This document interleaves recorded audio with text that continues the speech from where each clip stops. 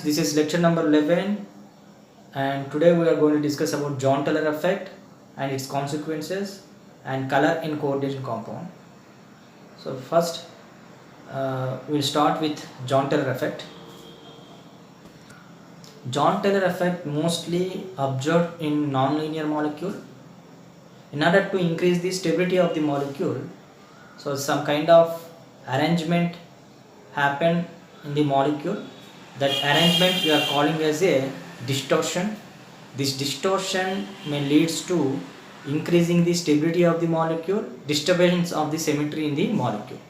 Okay, that is called Jahn-Teller effect. The Jahn-Teller effect typically can be observed in case of octahedral complex in coordination compound. So we already discussed that in crystal field theory. So the ligands approach to the central metal atom, there may be repulsive forces can be observed. So when ligands are approaching equal distance, the repulsive forces are equally all over the molecule. When the central metal atom has unsymmetrical arrangement of the electrons, so then it leads to the unequal repulsive forces. So some regions it has more repulsive forces, some region it has less repulsive forces, and more repulsive forces it leads to more energy of the molecule. If energy of the molecule increases, the stability of the molecule decreases. In order to reduce that repulsive forces, so there is some kind of arrangement takes place. That arrangement may be elongation of the axial bond or compression of the bond. Okay, so if the molecule this axial bond length is increases, the repulsive forces may be minimized, so that the energy of the molecule is decreases. Okay, it leads to increasing the stability of the molecule. Okay, now what kind of arrangement of the electrons leads to Jahn-Teller effect? So we are going to discuss now. Actually, the d orbitals having electrons, if the d orbitals having unsymmetrical arrangement of the electrons, it leads to Jahn-Teller effect. If it is symmetrically arrangement, that symmetrical arrangement of electrons, it does not cause any kind of distortion because the ligands approach in equal distance and there is equal repulsive forces can be observed. Then that equal repulsive forces does not leads to distortion. So okay, that equal arrangement, the symmetrical arrangement of electrons,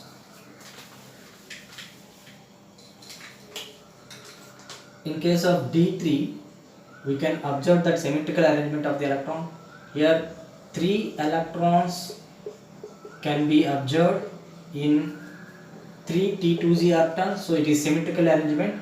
So in case of symmetrical arrangement of D3, so it does not exhibit the Jahn-Teller effect. If the coordination compound has D3 configuration in d orbitals, so it is symmetrical arrangement, then there is no distortion can be occur. So now in case of D5, so D5 at high spin, D5 at high spin is nothing but the spin of the electrons is more. When spin of the electron is more, it is called as a high spin. In case of high spin, it is symmetrically arranged. In case of symmetrical arrangement of the electrons, there is no distortion can be occurred. So in D5, high spin cannot be observed the Jahn-Teller effect. Now in case of D8, it may be high spin or low spin. Same arrangement can be observed. So this is high spin or low spin. Same arrangement of electrons can be observed. It doesn't matter in case of D8 whether it may be high spin or low spin. So it symmetrically arrangement. So this symmetrical arrangement of the electrons, it does not gives the distortion. Okay. So D3, D5, D8 and D10. In case of D10, so here distortion cannot be observed in case of D10, and here D3 can be observed symmetrical arrangement, so distortion may not happen, and D5 at high spin we can observe the symmetrical arrangement, so distortion will not happen in case of high spin of D5, and D8 whether it may be high spin or low spin, it doesn't matter. So symmetrical arrangement of electrons can be observed, so that it does not leads to distortion. And D10, in case of D10, it may be high spin or low spin, symmetrically arranged, so it cannot be leads to John-Taylor distortion. Okay, this kind of arrangement of electrons does not leads to John-Taylor effect. Now in case of D1 and D2, whether it may be high spin or low spin, it leads to John-Taylor effect. And D4, whether it may be high spin or low spin, so it leads to John-Taylor effect. Okay, and D6, so if you take D6, so D6 is low spin arrangement. So when low spin arrangement, this is symmetrically arranged, these 6 electrons are symmetrically arranged. So when 6 electrons are symmetrically arranged, it does not leads to distortion, does not shows the John-Taylor effect. Okay, so now in case of D6 high spin, the electrons are arranged in 3 orbitals, and after that again the 2 electrons are arranged in the easy orbital. So 5 electrons is completed, and now one more electron is entered into T2Z. Totally 6 electrons are arranged in the high spin. Okay, so here unsymmetrically arranged, it leads to distortion. So that high spin of D6, it leads to John-Taylor effect. Okay, so what is high spin, what is low spin? So we discussed that low spin can be observed in case of strong ligand and high crystal field splitting. Okay, so that low spin can be observed in presence of strong ligand and high crystal field, high CFSE value. Okay, when high crystal field splitting is more, then energy gap is increases between the EZ and T2Z, then the electrons are occupied on the T2Z orbitals. Okay, if there is any possibility, then after occupying the T2Z orbitals, so then electrons jumps into EZ orbital. Okay, is low spin complex. Okay, so let us take one more example here.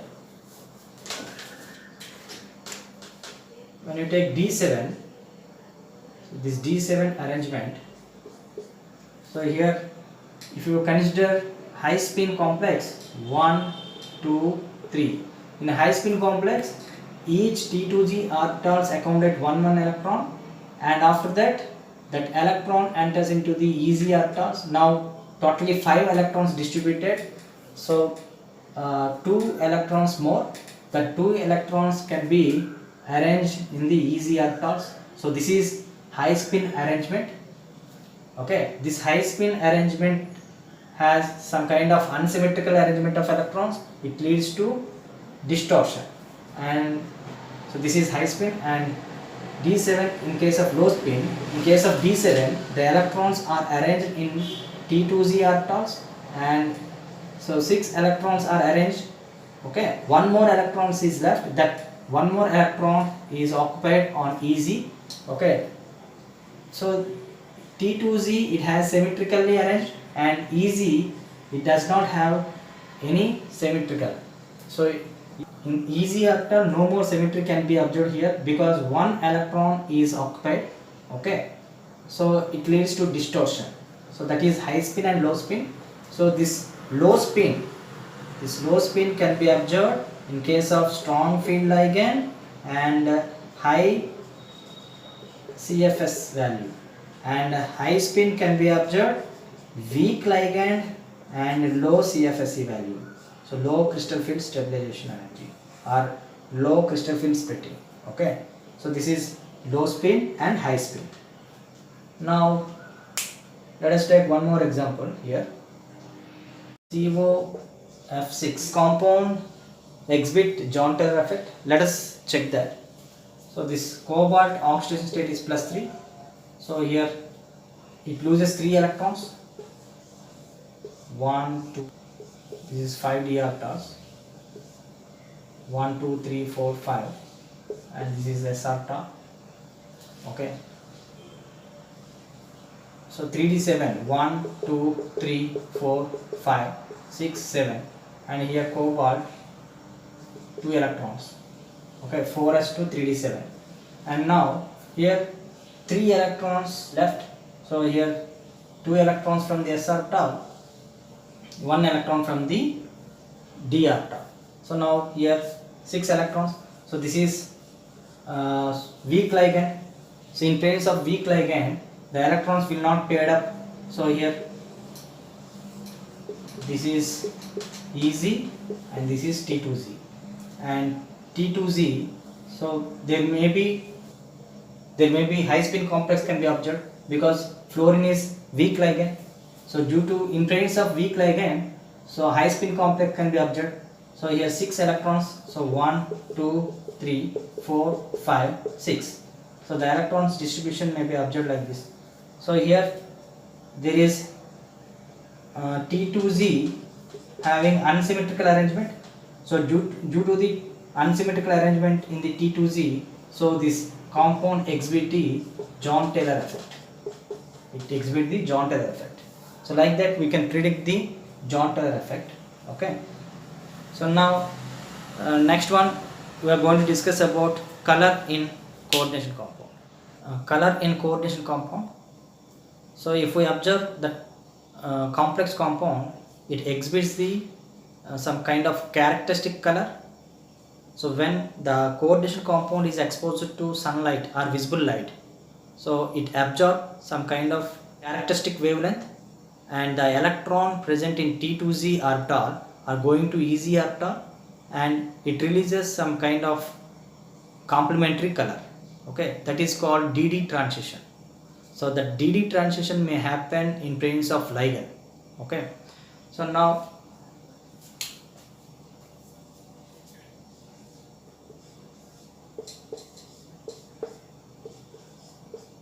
this is 5d orbitals. This is 5d orbitals. Further splits into two types of d orbitals. So that is EZ and T2Z. This is in presence of ligand. If ligand is absent, then splitting of the d orbitals may not take place. Then DD transition cannot be observed. Now the compound which absorb the energy is equals to the energy difference between EZ and T2Z. Then the electron present in T2Z are going to exit a level. Okay, so then it releases some kind of complementary color. So that is called DD transition. So now in the case of COCN6 minus 3.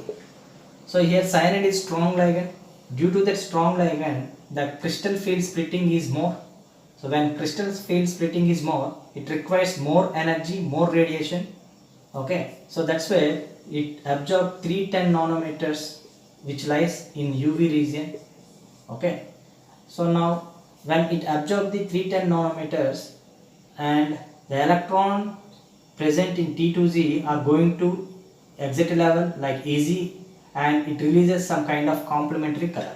So that complementary color of COCN6 is pale yellow. Pale yellow. So like that copper sulfate. So CuH2O 6 times plus 2. Okay.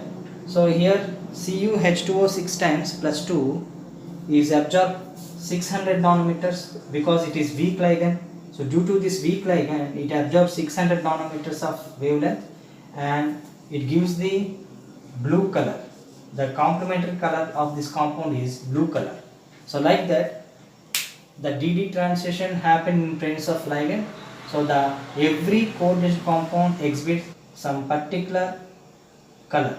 Okay, that is about color in coordination compound.